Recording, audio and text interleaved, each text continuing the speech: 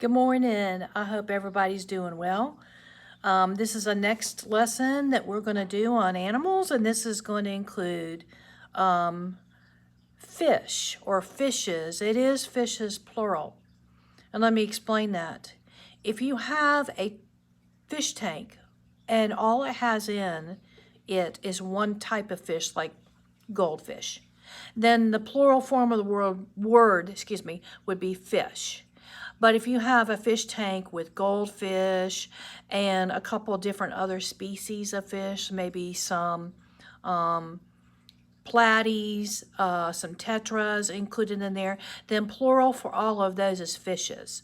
So you use fishes when you're talking about all different species of fish, plural. And if it's only one species of fish, plural, it's just fish.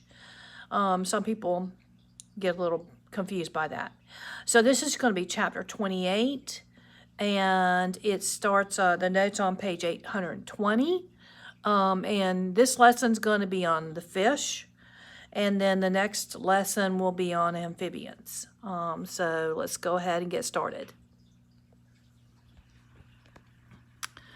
Alrighty. First, let's have a note about vertebrates.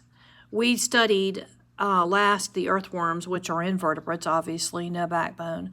A vertebrate, you're probably aware, is any animal that has a backbone. And so they have a vertebral column or a backbone. They have cartilage, which is a really flexible, tough material. You know, are familiar with the word cartilage. Bone makes up most of the vertebrate's endoskeleton or internal skeleton for most of them, and with the exception of the cartilaginous fishes that we'll talk about. And vertebrates have what's called a neural crest. And that's a group of cells that will, as it's an embryo, will develop into the nerve cord and eventually become the brain and the skull.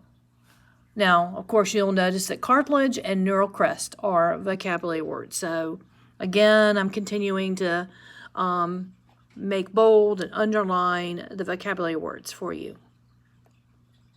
Let's start on the fishes. Of course, you know, they live in freshwater and saltwater.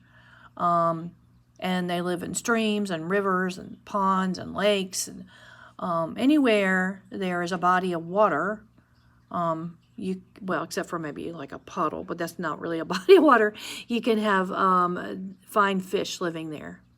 They're cold-blooded, or what we call ectothermic. They cannot regulate their body temperature very well. If they're cold, they have to move to a warmer place. If they're too warm, they have to move to a cooler place. So they're what we call cold-blooded or ectothermic. Most fish, not all, most of them have jaws, paired fins, scales, and gills. All of them have a brain and a nervous system and a closed circulatory system. So their blood travels through, on the inside of blood vessels. Okay, just a fin, of course, is an appendage, a paddle-like structure that they use for movement, steering, and balance. No, you do not have to learn the names of all the different types of fins, just that what a fin is. It's a vocabulary word. Scales. If you have ever gone fishing or handled a fish and felt the scales, they are a protective, you can see why they're a protective layer for the fish. They're small and they're like little tiny plates that overlap each other on the surface of the fish's skin. There's two types of scales, ganoid and cycloid, and they can be rather sharp. If you've ever caught a fish and went to fillet it or whatever, you got to be really careful. Those scales can cut you.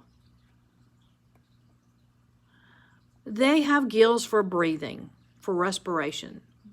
Some fish have this little flap right here. You may have seen if you have pet fish. It's called an operculum, and it covers the gills, and it opens and closes and controls the flow of water. It pumps water over the gills. Not all fish have that, but a lot of them do. Fish have what's called a lateral line system. It's just, no, I think this is photoshopped here, but it's a line that runs down the side of their body, each side of their body, and it has special receptors in it that help them detect vibrations and movements in the water. It helps them keep their balance, and that's why, like, if you tap on the glass of a fish tank, they move very suddenly, and it's because they're extremely sensitive to vibrations due to the fact that they have this lateral line. Reproduction. This is a picture of trout that are actually spawning. Most fish have what's called external fertilization.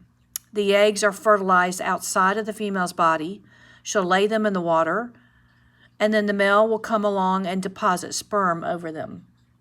Now, there are some species of shark that have internal fertilization and live birth, but 98% of all fish have external fertilization. Spawning is the process of the male releasing sperm, which is gametes, in the water over the eggs. And here's the note about some sharks that have internal fertilization and live birth. Most fish have a swim bladder. The bony fish do, and most fish are bony fish. And that's a gas-filled bladder or sac on the inside of their body. This is it right here. And it helps them control their depth in the water, helps them maintain their balance. So like it helps them move up and down and, keep from turning over on their side while they're swimming. Okay, there are three main classes of fishes. The first class is the jawless fish. They don't have scales. They don't have paired fins.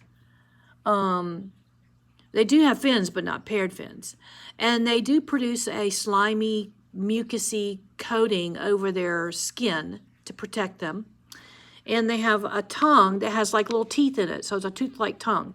And there's only two types of jawless fish. They're very primitive. They kind of look like eels. The hagfish and the sea lamprey right here. And it's parasitic and it attaches, so you can see, to other fish. And, eats off of them like a parasite.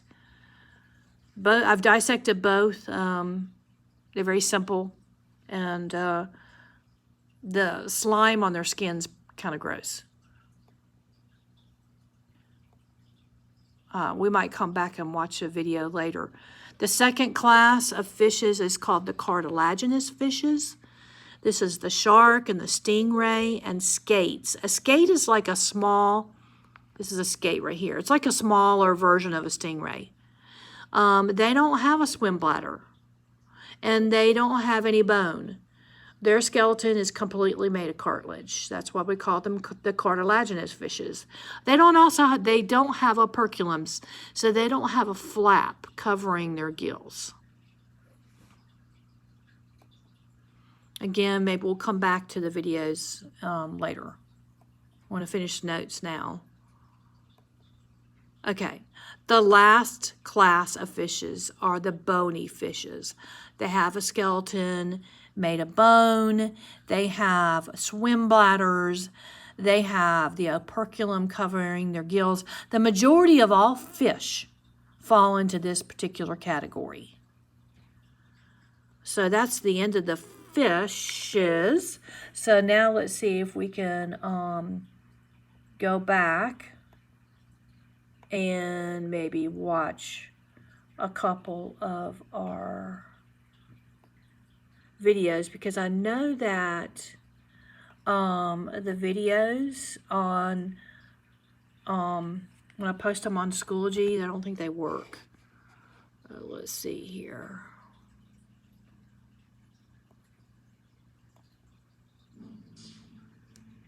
This is a sea lamprey, and this is Mark Wagner. Sea lampreys are primitive jawless fish that act like parasites, attaching themselves with their suction cup-like mouths onto the skin of a fish. They're also an invasive species in the Great Lakes. Wagner is a Michigan State professor of fisheries and wildlife, and he says he may have found a way to control the hugely destructive pest using the scent of its own dead. In the experiments published in a new study, the scent from dead sea lampreys is poured into a tank of live ones. Almost immediately, the fish do anything they can to escape the noxious smell, even leaping out of the tank. Earlier research shows that odor, or pheromones, plays a huge role in successful spawning for the lampreys, so experts have focused on using these pheromones to lure the lampreys to kill or sterilize them. They've also tried special barriers and pesticides to keep the lampreys in check, but repelling them might be the game changer. The scent of death could drive all the fish to one location where pesticides could be used to destroy a more concentrated group. Since being accidentally released into the Great Lakes and surrounding streams in the early 20th century, lampreys have preyed on lake trout, salmon, and walleye, which are big commercial fish for the region. Lamprey victims usually die from excessive blood loss or infection, since secretions in the parasite's mouth prevents blood from clotting. According to Wagner, this new approach could save money, use fewer pesticides overall, and have a larger impact on controlling the species. For Discovery News, I'm Jorge Rivas.